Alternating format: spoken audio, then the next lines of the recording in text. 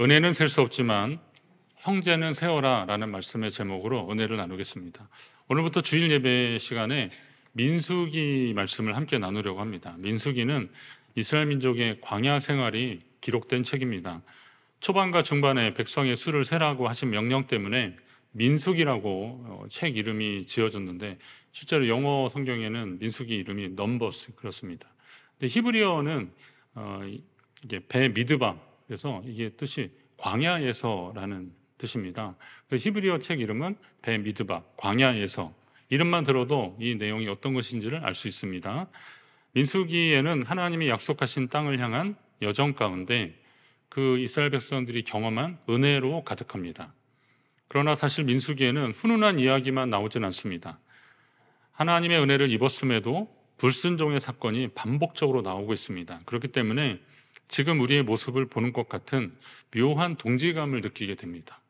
민수기 말씀을 읽으면 이 백성들이 혀를 끌끌 차는 그런 행동들이 좀 나오거든요. 불순종하고 화내고 또 거역하고 우상 숭배하고 막 이런 사건들이 나오는데, 이게 요즘 우리하고 뭐 다를 게 없네 하는 생각이 들 정도입니다. 그래서 그 묘한 동질감과 함께 그 백성이 나중에 어떻게 될지 궁금해서 끝까지 읽게 되는 책이 또 민수기가 아닐까, 이런 생각이 듭니다. 민수기는 전반에 걸쳐 하나님 나라 백성이 약속의 땅에 들어가기 위해서는 무엇보다 하나님의 약속을 신뢰하며 믿음으로 인내하며 순종하며 나아가야 한다는 사실을 말해주고 있습니다. 인내는 이스라엘 백성만 필요한 것이 아니었습니다. 하나님도 그 백성을 참아주고 기다리시는데 인내가 필요하시겠구나, 이런 생각도 들 정도입니다. 이스라엘이 걸었던 광야길은 불평과 불만의 연속이었습니다. 그럼에도 불구하고 하나님이 포기하지 않으시고 끝까지 그들에게 기회 주시면서 기다리시는 것을 보면 이건 하나님의 사랑이구나, 하나님이 인내하고 계시는구나 라는 것을 알 수 있습니다. 오늘부터 시작되는 민수기 말씀을 통해서 우리 믿음의 모습을 한번 다시 돌아보고 지금도 우리를 인도하시는 하나님의 은혜, 그 사랑에 감사하는 시간 되시기 바랍니다. 그리고 민수기 말씀을 계속 보면 그 안에서 하나님이 하시는 모든 일들이, 그 백성을 구원하시고 기회 주시는 일들이 바로 예수 그리스도가 하신 일들과 비슷한 상황들이 나옵니다. 그래서 민수기에는 예수 그리스도를 예표하는 일들이 많이 있다라고 해서 민수기 말씀을 보면서 다시 예수 그리스도를 떠올리게 되고 그분의 은혜에 감사하는 시간들이 될 것입니다. 우선 민수기는 이스라엘의 출애굽 과정에서 역사적으로는 시내산에서 막 출발하기 직전입니다. 그러니까 가나안 땅에 들어가기 전 모압 땅, 거기에 좀 머물게 되는데, 이 시간들을 민수기가 기록하고 있습니다. 약 한 38년간의 광야 여정입니다. 오늘날로 보면 이스라엘의 남부 지역과 그리고 요르단 지역입니다. 요르단 이렇게 길지 않습니까? 이스라엘의 건너편, 요단강 건너편 이쪽인데, 남부는 뭐 페트라서부터 위로 쭉 가서 암만 이쪽인데요. 그 위쪽까지 이렇게 쭉 되는 지역이 지금 민수기의 배경 지역입니다. 민수기는 초반과 나중에 두 번의 인구조사가 나옵니다. 질서 있는 광야 행진을 목적으로 시행된 1차 인구조사가 있고, 그리고 나중에 가나안 땅에 들어가기 전에 2차 인구조사가 있습니다. 1차와 2차 인구조사에 포함되는 사람들이 사실은 조금 다릅니다. 왜냐하면 20세 이상의 출애굽 1세대의 사람들은 광야 근 40년 동안에 다 죽습니다. 그래서 1차 때 셌던 사람들은 2차 때는 없는 경우가 많습니다. 이게 특징이기도 합니다. 어쩌면 그래서 그 1차 때 인구조사와 2차 때 인구조사의 내용을 보고서 하나님이 이렇게 하셨구나라는 것을 깨닫게 되기도 합니다. 그건 민수기 설교를 통해서 계속 말씀을 나누게 될 텐데, 모든 성경이 그렇지만 민수기는 역시 예수 그리스도의 사역과 연관되어집니다. 인간의 뿌리 깊은 죄악성을 고발하기도 하고, 그러한 죄로 죽을 수밖에 없는 인간이 어떻게 구원을 받아 하나님의 자녀가 되는지를 민수기는 잘 보여주고 있습니다. 민수기에는 죄 많은 인간을 구원하시기 위해서 희생당하신 예수 그리스도를 예시하는 흔적들도 많이 발견된다 그랬습니다. 그 가운데 장대에 높이 달린 놋뱀은 하나님과 지도자 모세를 원망했던 그래서 그 백성들이 불뱀에 물려 죽게 되는데 하나님 그 백성을 어떻게 구원하시는지를 보여주고 있습니다. 그 백성들에 대한 치유와 구원의 역사를 보여주는데 장대에 높이 들린 노뱀은 십자가에 높이 달려 인류의 죄를 대속하기 위해서 돌아가신 예수 그리스도를 나타내기도 하는 것입니다. 또 이스라엘 백성들이 걸었던 그 광야길은 물과 음식이 없는 메마른 길이었습니다. 그 광야길을 행진하며 갈증에 시달렸던 백성들이 반석에서 물이 터져 나오는 것을 보고 그들이 그 물을 먹었던 것처럼 인생의 갈증을 예수 그리스도라고 하는 생수로 경험하게 되는 오늘 우리의 모습을 또 보게 됩니다. 또 매일매일 일용할 양식을 하나님이 만나로 먹여주셨는데 생명의 양식, 생명의 떡이신 예수님이 당신을 그렇게 표현하셨는데 예수 그리스도를 우리는 또 경험하고 있습니다. 이렇듯 민수기는 모두 하나님의 은혜와 예수 그리스도의 사역의 관점에서 읽으면 이게 참 너무 큰 은혜가 됩니다. 또한 우리의 불평과 죄악에도 참으시고 기회 주시는 하나님의 사랑에 저절로 감사하게 됩니다. 지금도 여러분에게 같은 은혜로 역사하시는 주님을 찬양하고 주님께 감사하는 계기가 되시기를 간절히 바랍니다. 찬송가 429장에 보면 세상 모든 풍파 너를 흔들어, 오늘 찬양 불렀던 찬양이잖아요. 거기에 보면 하나님이 우리를 어떻게 인도하시는지 알 수 있습니다. 이 찬양 한번 같이 한번 해볼까요? 세상 모든 풍파. 예. 가사를 띄워주세요. 세상 모든 풍파 너를 흔들어 약한 마음 낙심하게 될 때에 내려주신 주의 복을 세워라. 주의 크신 복을 내가 알리라. 받은 복을 세어 보아라. 크신 복을 내가 알리라. 받은 복을 세어 보아라. 주의 크신 복을 내가 알리라. 할렐루야. 많은 성도님들이 아주 좋아하고 사모하는 그런 귀한 찬양입니다. 그런데 여러분, 하나님이 여러분에게 베푸신 그 복을 다 셀 수 있습니까?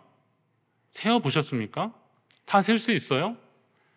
제 경우로 보니까 하나님의 은혜와 복은 다 세기 어려운 것 같아요. 그 답이 찬송가 304장에 나옵니다. 그 크신 하나님의 사랑 말로 다 형용 못하네. 거기 보면 하늘을 두루마리 삼고 바다를 먹물 삼아도 한없는 하나님의 사랑 다 기록할 수 없겠네. 하나님의 크신 사랑, 여러분, 하나님의 크신 사랑을 우리가 다 어떻게 쓸 수 있겠습니까? 3절에 보니까 하나님 크신 사랑은 그 어찌 다 쓸까. 저 하늘 높이 쌓아도 채우지 못하리. 저 하늘 높이 쌓아도 다 채우지 못하는 것이 하나님의 사랑 아니겠습니까? 저는 그래서 어디는 한번 세어보라 그러더니 셀 수 없다는 거예요. 셀 수 없다는 거예요. 그게 맞더라고요. 하나님의 은혜를 기억하고 그 은혜를 세어보려 해도 그 크신 은혜와 사랑을 우리는 다 기억할 수 없습니다. 우리의 기억력이 부족해서가 아닙니다. 우리의 표현력이 부족해서도 아닙니다. 하나님의 크신 은혜와 사랑이 넘치도록 너무 크기 때문에 그렇습니다. 따라서 어떻게 하셔야 돼요? 그거 우리의 생명 다하기까지 남은 힘을 다해서 하나님을 찬양하고 주님께 감사하며 살아가는 그런 삶밖에 없습니다. 여러분, 그런 삶을 사시기를 간절히 바랍니다. 민수기에는 하나님의 은혜가 계속 기록되고 있다 그랬습니다. 성지순례 여정 가운데 제가 성지순례 갔을 때 광야에서 일부러 차를 멈추고 내려서 사진을 찍거나 좀 걸어보자고 안내자가 인도를 합니다. 갑자기 이제 가다가 차 세우고서 한번 내려서 광야 사진 찍고 걸어보시겠습니다. 그러니까 얼떨결에 그냥 내렸는데 웬걸 완전히 그냥 불가마는 저리 가라더라고요. 우리 찜질방 불가마 이런 거 체험해 보셨잖아요. 그런 정도, 아주 정말 거기는 잠깐이라 바깥이라도 나가면 되겠다라고 생각하지만 여기는 그런 선택이 없더라고요. 모자를 써도 내리쬐는 햇빛이 너무 강렬했습니다. 우리나라 한여름 더위는 아무것도 아니었습니다. 선글라스가 없으면 눈이 부셔서 눈을 뜨기가 어렵더라고요. 그거 꼭 써야만 했습니다. 빨리 그늘 밑에 들어가고 싶었지만 그 넓은 광야에 그늘이 될 만한 나무는 단 한 그루도 없었습니다. 우리 일행이 타고 가던 차가 그 에어컨이 그렇게 좋은 건 아니었거든요. 계속 가다 보니까 좀 성능이 이게 좀 별로다라고 생각했는데 그렇게 나갔다가 빨리 차에 들어가니까 그것도 좋더라고요. 감사하게 되더라고요. 가이드가 말합니다. 이렇게 잠깐 나갔다 들어오는 것만으로도 이렇게 힘들어 하시는데 이 길을 40년 동안 걸었던 이스라엘 백성들은 어땠을까요? 그 얘기 듣고 보니까 이게 딱 느껴지더라고요. 그래서 좀 나가보라 그랬구나. 이스라엘 백성들이 이 광야길을 40년을 가서 참 대단했구나 라는 생각과 함께 다시 또 해보니까 그 백성이 그 40년 길을 감사하면서 걸었습니까? 감사하면서 걷지 않았어요. 불평했어요. 목마르다, 배고프다, 니만 지도자냐, 하나님 우리에게도 말씀하신다, 별의별 일들이 다 많이 있었어요. 근데 그 백성을 어떻게 하든 데리고 갔었던 모세도 대단하고 또 그 백성을 참고 기회해 주셨던 하나님이 참 애쓰셨구나라는 것을 깨닫게 됩니다. 우리 인생도 그렇지 않습니까? 하나님이 이스라엘 백성들의 그 길을, 광야길을 낮에는 구름 기둥으로 밤에는 불 기둥으로 인도하셨다라고 했는데 그게 그만한 이유가 있었던 거죠. 그 내리쬐는 태양을 구름으로 막아주셨다는 거예요. 선선하게 하셨다는 거예요. 밤에는 건조한 곳이라서 낮과 밤의 기온 차이가 참 심한데 불기둥으로 그들을 인도하셨다라는 겁니다. 그렇게 하지 않으셨다면 그 백성 어떻게 됐겠습니까? 오늘 우리의 삶도 마찬가지입니다. 하나님이 돕지 않으셨다면, 하나님이 막아주지 않으셨다면, 하나님이 채워주지 않으셨다면, 하나님이 가르쳐주지 않으셨다면, 하나님이 함께하지 않으셨다면 과연 우리는 어떻게 됐을까요? 과연 이 자리에 하나님 앞에 나와서 예배할 수 있었겠습니까? 내가 잘 선택해서 주님 앞에 나온 것이 아니라 하나님이 여러분을 도우시고 인도하셨음에 감사하시기 바랍니다. 그렇기 때문에 여러분의 일상에서 경험하는 하나님의 손길을 하나하나 기억하십시오. 그리고 놓치지 말고 감사하십시오. 여러분을 인도하시는 분명한 하나님의 손길이 있고 하나님의 뜻과 계획이 있다는 것입니다. 그리고 그토록 세밀하게 인도하시는 하나님의 은혜에 감사하십시오. 그 하나님을 찬송하는 삶이 저와 여러분의 삶이 되시기를 간절히 바랍니다. 민수기를 읽으면서 깨닫는 것은 하나님의 은혜는 다 세어볼 수 없지만 하나님은 우리 옆에 있는 형제의 수를 세라고 하십니다. 은혜는 다 측량할 수 없고 셀 수 없지만 우리 옆에 있는 형제는 셀 수 있다는 겁니다. 시기적으로 이스라엘 백성들이 시내산에서 하나님께 십계명, 율법을 받습니다. 그리고 성막 제조를 지시를 받고 또 그렇게 짓습니다. 이 성막은 하나님께 나아가는 안내도와 같다 그랬습니다. 하나님의 말씀을 받고 그리고 하나님께 나아가는 안내도, 성막을 짓고 그리고 이제 막 출발하려고 하는데 백성의 수를 세라고 하시는 겁니다. 이 첫 번째 이유는 광야 행군을 할 때 자리 배치를 좀 효과적으로 하고 자기 지파의 자리를 잊지 말라고 광야 그 행군도를 나중에 한번 또 표로 보여드리겠습니다. 그래서 동서남북 성막을 중심으로 해서 어떻게 가는지를 설명해 주고 계십니다. 장정만 60만 명이니 학자들은 대략 합치면 어린아이나 여인들까지 합치면 한 최소 200만 명 이상은 될 것이다 이렇게 추정하고 있는데 이 많은 사람들이 이동하는데 자기 위치를 제대로 지정해 주지 않으면 이거 굉장히 큰 혼란이 올 것입니다. 5월 달에 효도관광 갔는데 한 70명이 움직이는데 70명 움직이는 것도 이게 보통 일이 아닙니다. 화장실 가시지, 사진 찍으러 안 오지, 음료수 사러 가셨지, 어디 또 가서 통화하고 계시지. 그러니까 출발하겠습니다. 그런데 다 안 모이잖아요. 자, 그러니까 몇 번 경험을 해보면 어떡합니까? 이걸 조를 다 나눠요. 그리고 도우미들한테 자기 조의 조원이 누군지를 다 알려주는 겁니다. 그리고 그 각 조장들이 그분들이 다 오셨다 하면 이제 출발하게 되는 겁니다. 효과적으로 그렇게 하는 거죠. 그래서 인구, 이 수를 세는 것은 굉장히 중요한 일들입니다. 그러나 이게 단순한 대열의 순서나 사람의 숫자만 파악하기 위한 그런 일이 아니라는 겁니다. 지금 하나님이 백성의 수를 세라고 하실 때 담긴 더 큰 뜻은 지금 내 옆에 누가 있는지를 확인하라는 겁니다. 내 옆에 누가 있는지. 지금 여러분 옆에 누가 예배하고 있습니까? 누가 함께 있는지 한번 쓱 보실래요? 지난주에 그분입니까? 그럴 수도 있고, 또 그때는 있었는데 이분이 안 보인다. 그 안 보이는 분을 좀 한번 세어보시라는 거예요. 함께 있었는데 지금 보이지 않는 분, 지금 있는 분도 감사하셔야 되고, 그러나 내 옆에 누가 있는지를 좀 확인하시라는 겁니다. 차량에 우리 버스도 이렇게 타고 가면 꼭 이제 휴게실이나 휴게소나 어디 갔다 오면서 그러잖아요. 옆에 앉으신 분이 다 오셨는지 확인해 주세요. 그러는 겁니다. 옆에 앉았던 분이. 어떤 경우에는 둘 다 안 와서 확인이 안 되는 경우도 있는데, 아무튼 내 옆에 누가 있었는데 그 사람이 안 왔다 그러면 여기 누구 안 왔습니다 라고 말해 주는 거죠. 지금 내 옆에 있는 사람이 누구인지를 확인하라는 겁니다. 저는 어릴 적 시골 섬에서 살았습니다. 시골 섬에서 살면 그 집이 다 이렇게, 지금도 제가 그냥 다 어렴풋이 기억이 납니다. 저희 집은 길가에서 바로 첫 번째 집입니다. 그래서 화장품 파는 분, 뭐 이렇게 이런 엿장수 이런 분들이 거의 우리 집에 와서 물 한 잔 드시고 동네 누구네는 잘 있어요 막 그러면 이제 파악을 하고 이분이 이제 물건을 팔러 가시고 막 그러거든요. 저희 집이 첫 번째 집. 그 앞집은 염부장님네. 성이 염씨인 줄 알았더니 염전의 부장님이라서 염부장이었어요. 그 염부장님네. 그리고 거기는 진국이네, 거기 종국이네, 저기 경동이 형님네, 경득이 아저씨네. 이렇게 다 머리가 다 그려져요. 그러면 이제 저희 집이 가장 윗집이기 때문에 저녁에 저희 이제 어른들이나 할머니가 이렇게 저녁 때 되면 이렇게 밥을 지으려고 굴뚝에 연기가 나잖아요. 근데 연기 안 나면 저 집은 아직 안 왔나 그러시던 거죠. 그럼 저도 이제 그 집 보는 거죠. 그러면 이제 저도 경험상 알게 되는 거죠. 밥 때가 됐는데 연기가 안 난다. 그러면 그 집에 사람이 없는 거죠. 옛날에 보릿고개 지날 때는 그래도 밥 때 됐는데 연기 안 나면 때거리 없는 거 이게 좀 창피하니까 그냥 괜히 멘불대고 그러기도 하셨다는 얘기 들으면서 어릴 때는 잘 몰랐는데 나중에는 그런 얘기들이 마음이 짠하더라고요. 오죽하면 그러셨을까. 그런 겁니다.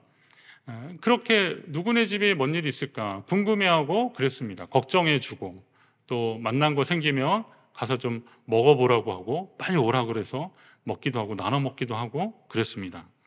하지만 이전과 달리 요즘 현대인의 삶에서의 특징은 옆에 누가 사는지 잘 모른다는 겁니다. 저는 평생의 아파트를 단 1년 정도밖에 안 살아봤습니다. 교회 사택 수리안이라고 저 앞에 가서 한번 살아본 적이 있는데, 그렇기 때문에 제 경험이 모든 분들의 경험과는 똑같지 않겠지만 그냥 짧은 그때의 제 경험으로 보면 같은 아파트에 어쩌다가 엘리베이터를 함께 타고 가는 분들을 만나게 되면 이거 참 영 어색합니다. 제가 한 번은 그냥 안녕하세요 이렇게 인사를 하니까 누군데 그래서 누군데 그러는 거죠. 그 다음에 또 그냥 이렇게 또 목례를 하면 또 그분은 또 빵꾸 눕고 인사를 하니까 이거 가늠이 안 되는 거죠. 좀 영 어색했습니다. 물론 간단한 인사야 하겠지만 그분도 제가 누군지 어디에 사는지 관심이 없어 보이는 건 마찬가지였습니다. 같은 동에 사시던 우리 교회 권사님이 한번 저 위층에 십몇 층에 계셨고, 그리고 윗집은 어르신들이었는데 이분들이 저희가 새벽기도 가려고 한 4시쯤 넘어서 일어나면 마늘을 빻는지 계속 쿵쿵쿵 하시는 거예요. 그래서 이게 무슨 소리냐, 까치발 소리냐, 아니면 이렇게 망치발 있잖아요. 그러니까 쿵쿵쿵 하는 거, 그거 아니면 이제 마늘을 빻는 거다. 그래서 그분이 누군지 쫓아갈 수는 없고 그래서 궁금했는데 어느 날 알았어요. 제가 9층 눌렀는데 층을 말해버렸네. 근데 위층을 딱 누르시더라고요. 그래서 그리고 집에 가니까 딱 문 닫히는 소리, 그리고 그 익숙한 발걸음. 그래서 그분이구나 그렇게 알았고, 한 번은 또 누가 올라왔는데 밤 9시 반쯤에 어떤 분이 오셨는데 지금 윗집에서 지금 저희 집이에요. 근데 우리 집에서 화장실에서 뭐 샌다고 빨리 보라고 그래가지고 내려가서 죄송하다고 막 그래서 주인집에 연락해서 그 수리하게 된 그런 일 때문에 좀 알게 됐습니다. 미안해서 아내가 뭐 또 이렇게 떡도 갖다 주고 막 그러면서 교제한 것 때문에 어느 정도 알았는데 그 외 분들은 잘 모르겠더라고요. 그 동에 이렇게 꽤 여러분들이 살았는데도 잘 모르겠더라고요. 근데 저의 경험만이 그런 것이 아니라 되게 물어보니까, 말씀 들어보니까 크게 다르지 않다는 것을 보게 됩니다. 요즘 이것이 우리 현대 사회의 특징 중에 하나인 겁니다. 같은 건물 안에 살아도 잘 모르는 거죠. 복도식 아파트 같으면 또 끝에까지 있어서 잘 모르시는 경우들이 많이 있더라고요. 그런데 여러분, 혹시 교회에서도 이런 경험을 하고 있다면 이건 한번 좀 잘 생각해 보셔야 됩니다. 물론 우리 교회가 아주 작은 교회가 아니기 때문에 또 예배가 1, 2, 3부로 나눠져서 모든 성도들이 다 잘 알고 친밀하게 교제할 수는 없겠지만, 그래도 교회가 그 교회 공동체의 핵심은 그리스도 안에서 서로 교제하는 것입니다.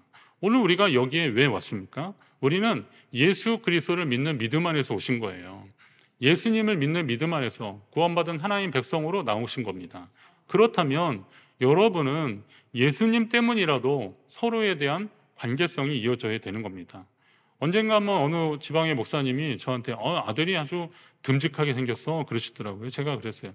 제가 아들이 둘인데 큰 아들입니까 작은 아들입니까 그랬더니 당연히 큰 아들이지 그러더라고요. 저희 아들이 이제 이쪽 근처 교회에 사역을 하고 있으니까 그 아들을 보고 그러신 겁니다. 근데 이야기를 또 들어보니까 어느 목사님이 자네가 아무개 장 목사님 아들인가 그러면서 자기를 반갑게 인사를 해줬다는 거예요. 그 목사님이 제 아들과 악수하고 어깨 한번 두드려 줄 만한 그런 이유가 과연 무엇이겠습니까? 그런데 저를 알기 때문에 그렇게 하는 거잖아요. 우리가 서로 태어난 것도 다르고 사는 환경이나 방식도 다 다른데, 그러나 우리가 주 안에서 서로 형제여 자매라고 하는 이유는 뭐겠습니까? 바로 예수님 때문에 그런 거예요. 예수님을 믿는 믿음 안에서 우리는 그렇게 하는 겁니다. 시편 133편에 잘 아는 말씀, 보라 형제가 연합하여 동거하며 어찌 그리 선하고 아름다운고 그랬습니다.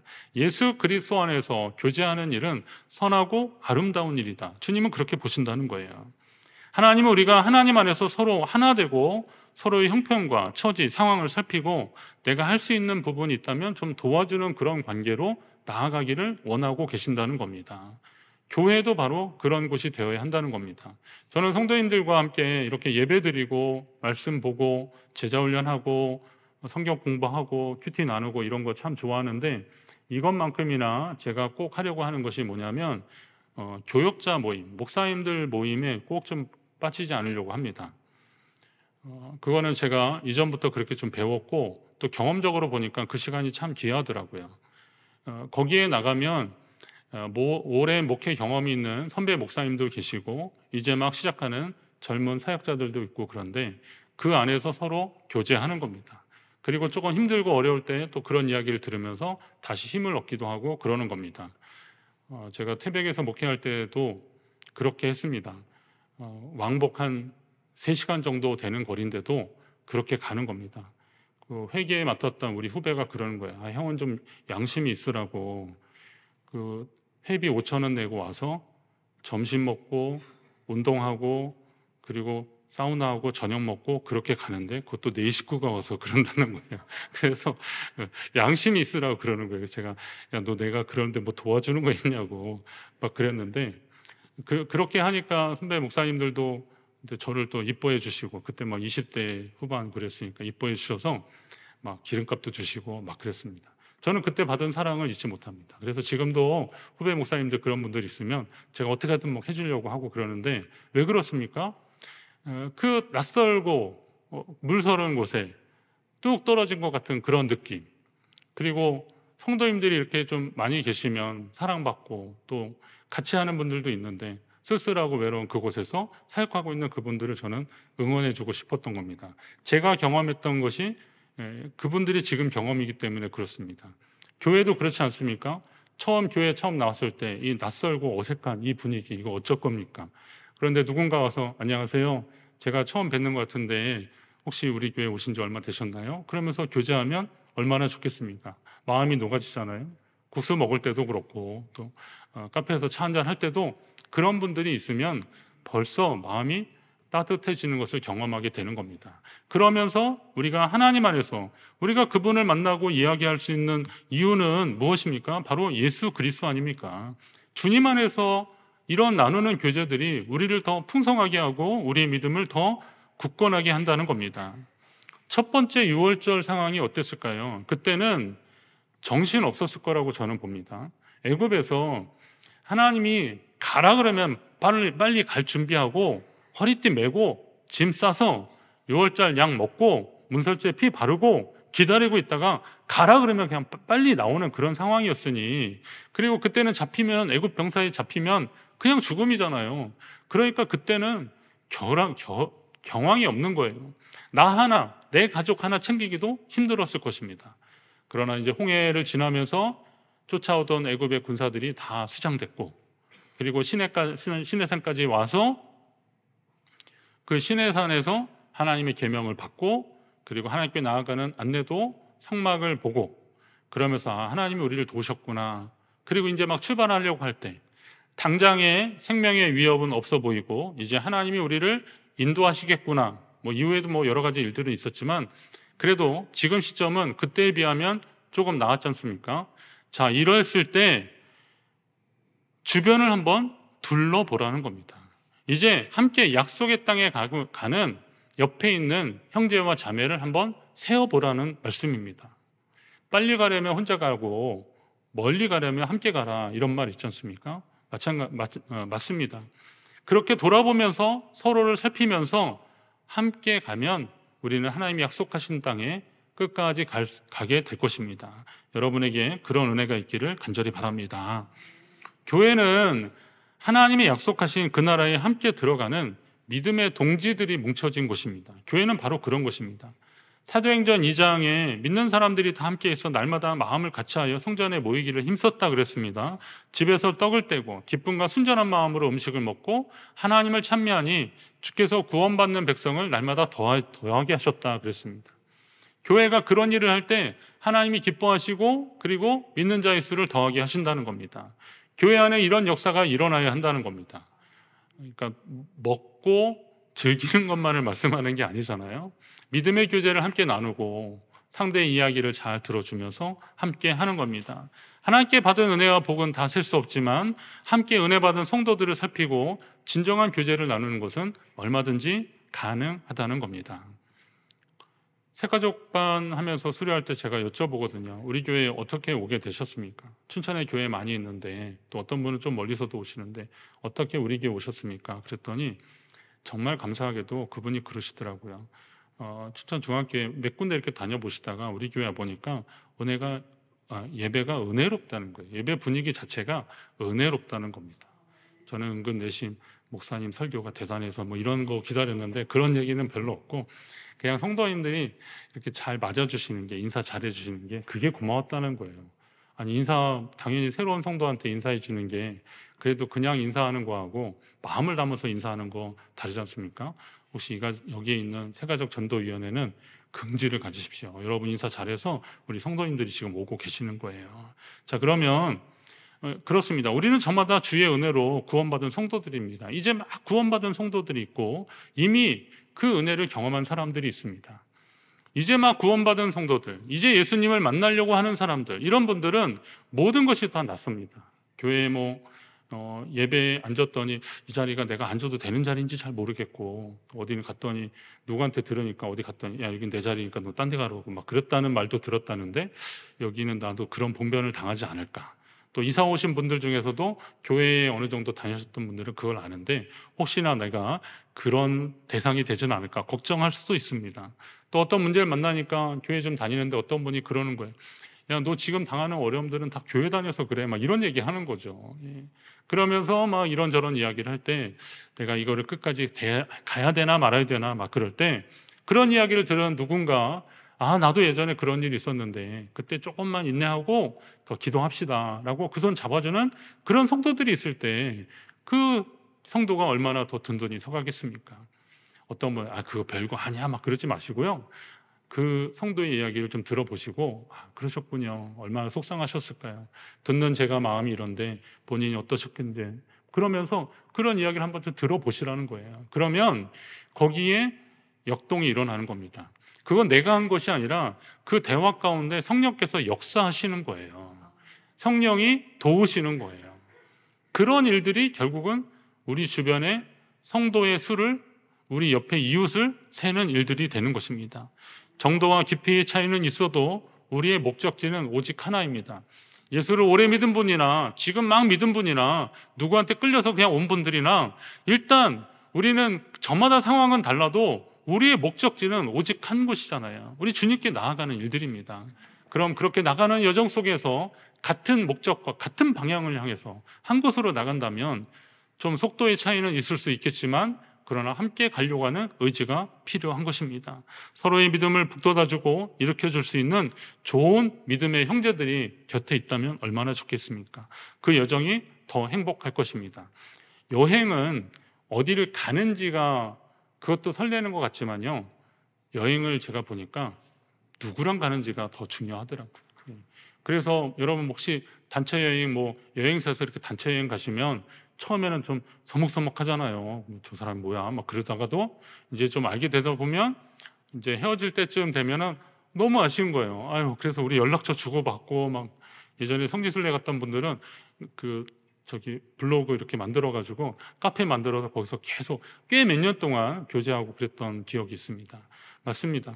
여행은 어디로 가는지도 그건 분명히 중요합니다. 같은 목적을 가진 거니까. 그런데 거기에 어떤 구성원들이 있고 어떤 교제가 있느냐에 따라서 여행은 더 풍성한 여행이 될 수 있습니다. 신앙 여정도 마찬가지입니다. 우리는 주님께 나가는 것은 분명합니다. 그러나 그 나가는 과정 속에서 우리가 어떻게 교제하고 어떻게 살피느냐에 따라서 우리는 더 풍성한 신앙 여정, 신앙 순례 할 수 있을 것입니다. 여러분이 그렇게 믿음으로 나아가시길 바라고 춘천중앙교회가 예수 그리스도 안에서 진정한 교제로 함께 가는 공동체 되기를 주의 이름으로 축원합니다.